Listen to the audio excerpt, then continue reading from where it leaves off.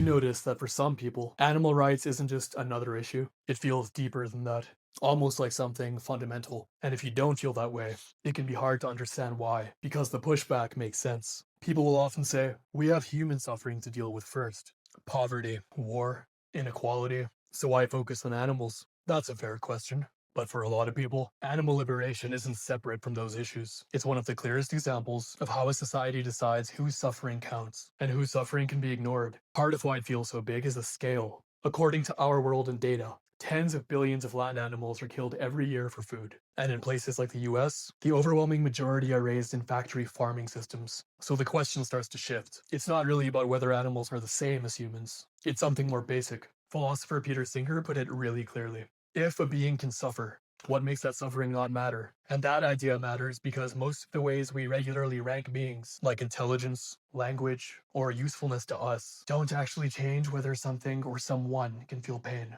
And once you take that seriously, it starts to challenge a lot of the things we treat as normal. There's actually an older idea behind this that we still haven't fully moved past. Historians call it the great chain of being, the idea that life is arranged in a hierarchy.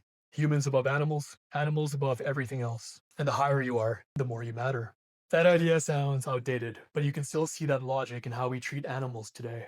Not explicitly, but in the assumption that they're below us, their suffering counts less, or doesn't count at all. And once you start looking at the system around this, it stops being just about animals. Groups like Human Rights Watch have documented how dangerous meatpacking work can be, especially under pressure to maximize production. Public health research from places like Johns Hopkins has shown how industrial farming can affect nearby communities through pollution and environmental exposure. And the CDC links animal agriculture to broader concerns, like antimicrobial resistance, or the overuse of antibiotics in farming can impact human health too. So what looks like one issue starts to connect to a much larger system, where harm is spread out across animals, workers, and communities, and often kept out of view. That's why some researchers argue that this isn't a fringe concern. For example, Emilia Lees, writing in the Animal Studies Journal, argues that animal agriculture is deeply tied to broader systems of exploitation, not just of animals, but of workers, environments, and public health. You don't have to agree with every conclusion, but once you see the structure behind it,